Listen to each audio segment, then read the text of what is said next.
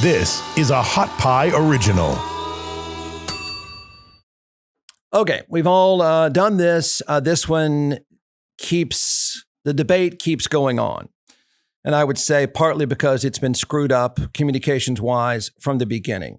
Post George Floyd murder, practically every college campus had protests and had to answer tough questions. I would submit to you, and I think most people would agree, it was healthy. In my old school, the University of Texas, some very righteous things took place.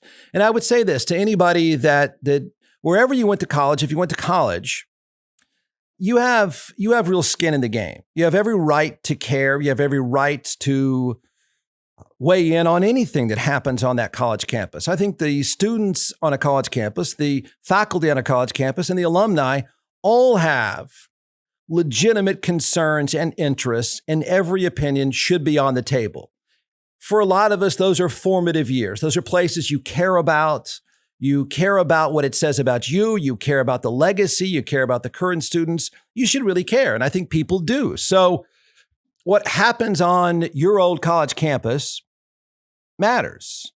And what you say about what happens on your college campus should matter as well. So I say that because I think that everybody that wherever you went to school, if you went to school, whatever opinion you seem to have, it's worthy and it should be heard. So I went to the University of Texas, have a few degrees from the University of Texas, even taught for a long time at the University of Texas. I think the school made some very righteous moves. The school song is still under fire, and it's taking a weird twist. As most people around the country now know, The Eyes of Texas is the school song. It has been debated. It has been the news. It has been in the news for almost a full year now. Partly because the school was not prepared for the debate, not prepared for the controversy, and frankly, didn't handle the controversy very well in the moment. So post George Floyd murder and civil unrest, the protest took place, and I think for good reason. We were justifiably looking to be heard. People justifiably wanted to be heard. Stuff that most of us, I'm a white guy who grew up in Austin, Texas, in West Austin, and needed to know some of the things, needed to hear some of the things. There are plenty of things that came out of stuff on my own campus that I still to this day feel guilty and ignorant that I wasn't aware of. So a lot of healthy things came out of these protests on college campuses. And this debate about the University of Texas song, The Eyes of Texas, gasoline was poured all over the football coach.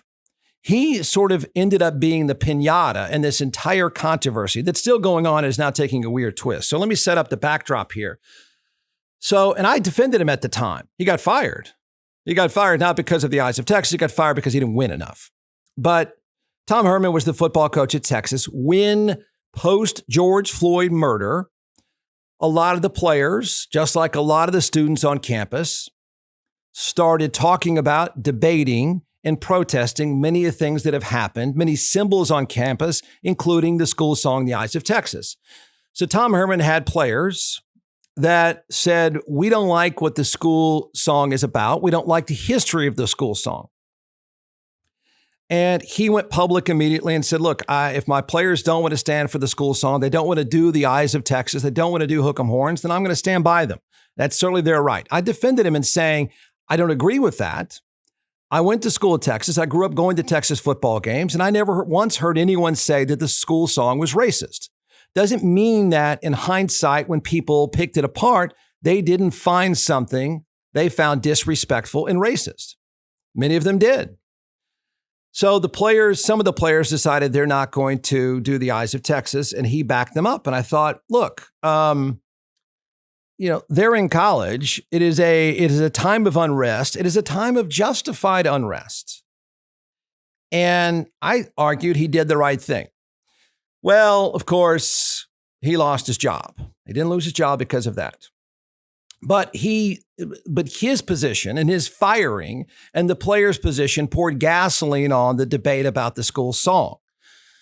And a lot of people have drawn a very distinctive line on this. You're crazy if you think it's racist, or you're crazy if you don't notice that it's racist. The school song has some history, just to be clear about this, that goes back to the 1920s. And the school song is a spinoff of Working on the Railroad. Turns out in the 1920s that the school song, well, I've Been Working on the Railroad was used in minstrel shows in which people wore blackface. So a lot of people had a problem with that during civil unrest for good reason, and the school song was called into question. Again, I don't think that's an unhealthy thing. I don't think constantly picking apart the history of your college campus is a bad thing. And I'll give you a perfect example.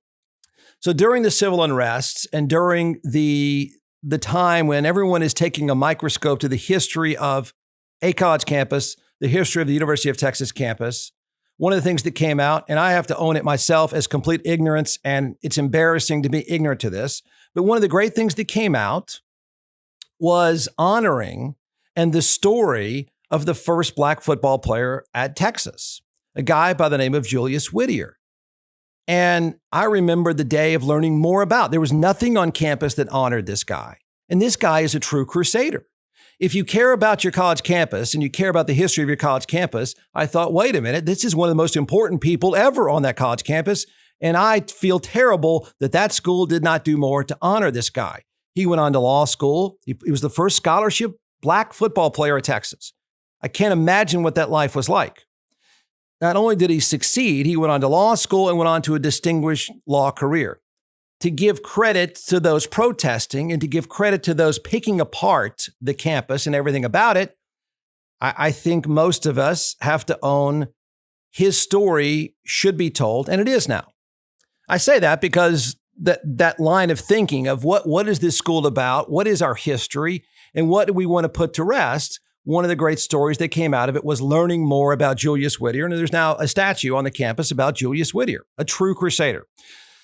Hey, I'm here with John McClellan, the creator and founder of ATX Hot Sauce. And when I say that you started this, maybe not screwing around in your kitchen, but maybe not that far removed from screwing around in your kitchen. So talk about the creation, the process, the dream that came out of the pandemic. It's from Austin, from Texas. There's not a lot of hot sauces out there that are actually from here. There's a few great ones too. But, Frank's and Tabasco and some of these other ones, I want something that's Texan like me. It's different. And I think that's what Texas is a little bit about. That's what Austin's about. So that flavor first without the vinegar, and then going into the heat after that, but not a blow your head off heat. If you notice, a lot of the hot sauces out there that you see are like Da Bomb or Death's Door, right? Yeah. And they're just supposed to blow your head off when you do it, when you taste it. Well, that's not the kind of hot sauce that I'm making. I'm making a hot sauce for the everyday person, for the condiment for every single day. And that's why the flavor first, heat second is so important, that you get those flavors, the nuances, whatever food that you're making. All right, order a box now. It's atxhotsauce.com, atxhotsauce.com. So the eyes of Texas, the debate went on. The debate went on. First, it started within the football team, and then it kind of blew up from there. And I bet you by next fall, it's going to be a story again. It's going to be a story of, do you have a policy or do you not have a policy? And what is your policy? And I don't know that the University of Texas has yet to clarify its policy, except to say, we've studied it, and they have. We've studied it, and we don't deem it to be racist, that it has no racist intent. That's, I don't know how many pages the research was, but that was the final conclusion by this school. Okay, now I accept that. I also accept that you may not agree, and that's okay too. But what is going to be done about that? So you've got two giant things hanging out there. One, the first is, of course, the school has said, no, we're not getting rid of the song. It's here to stay. We appreciate your concern. We appreciate your protest, but we've studied it and we're comfortable with the song. They're going to go forward with it. Now what? So the University of Texas has announced, and I don't think this school has handled this very well. In fairness, I think the school was somewhat blindsided by this. But in fairness, a lot of people brought up a lot of issues about the campus that a lot of us needed to hear. And some people would say the Eyes of Texas is part of that. I'm comfortable with the song. I'm comfortable with going forward with the song. But if somebody else is not, more power to you. What's now going to be done about it? The school is going to go forward with the song. Now it's announced, and this is where the weird twist comes in. The school has announced it's creating a separate, not yet named marching band to start in the fall of 2022, whose members do not need to play the school song to participate. Wait, what? No. Wait, no. How do we do this again? I'm not saying my word is the final word. I will say I went to school there. I care about the campus, and I do have a say. So do you. But at some point, decisions have to be made. The school has made the decision. If you hate the decision that the school is going to go forward with the Eyes of Texas, more power to you. They need to own it. They need to understand that it may not be a place for you, and you find it so unacceptable, you leave.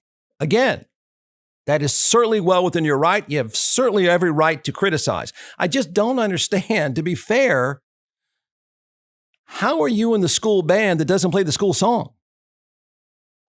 What is that? I'm not disrespecting your opinion that you find the song and the song's history you find that it's racist. The school says it's not, but you find that it is, and you are certainly entitled to that. But I don't know how you can then turn around and say, I'm in the school band, but I'm not going to play your school song. Then you're not in the school band. Correct? So the school has decided, this is the part where I don't think you're quite owning this. Either you own the song, and I know some people would argue, but Jeff, we should have every right to protest. We should have every right not to participate. I get that. If you want to go to a game or you want to go to an event at the University of Texas and you're a student there or you're a faculty member or you're just anybody off the street and you don't want to do the Eyes of Texas, then don't do it. But I don't know how you're in the school band and you refuse to play the school song. And the school has decided they're going to create a separate band for the school band that doesn't play the school song. No. It's okay if you want to leave. I completely accept anyone who says, the school decided to keep the song. I'm not okay with that. I'm out. Okay. Jeff, you're a jackass. We disagree on this. Okay. Again, I respect that. Is the school not making this more confusing? You have to own something sooner or later. And if you're going to tell the world you've studied this, and there's plenty of mistakes that were made, plenty of mistakes. I accept them and accept the ignorance to many of the things that have happened on that campus that need to be corrected.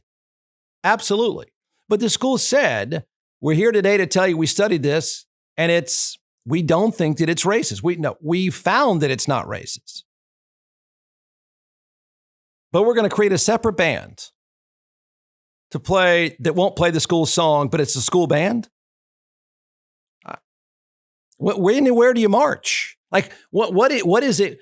What separation to the school is acceptable to you, but then to turn around and say you're part of the school? If you don't like what the school stands for, and this is my criticism, my disagreement with someone protesting, if you don't like what the school stands for, and I dare say the school writing a 20,000 page report on the school song is pretty important stuff. If this is such a big deal, if this is such a hot button issue, and it is, that you say, I don't like what this school is about, and I don't like what this school stands for, then you got to get away from the school. It's not for you. But you're a band, a school band that doesn't play the school song. That's a little confusing to say the least. You want to show how screwed up this is getting and how screwed up this will continue to be. University President Jay Hartzell. Tough spot, no doubt. Tough times, absolutely. But that's what you get when you're a university president. You get tough decisions. You get tough issues. That's the way it should be. I don't know where he's going. He says, quote, our multi-million-dollar commitment over the next 5 years will support the Longhorn Band in restoring and even going beyond its former glory, while also providing strong support for our entire portfolio of university bands. What is that? What are you saying? No. An opinion. All are fair. All are on the table. My opinion.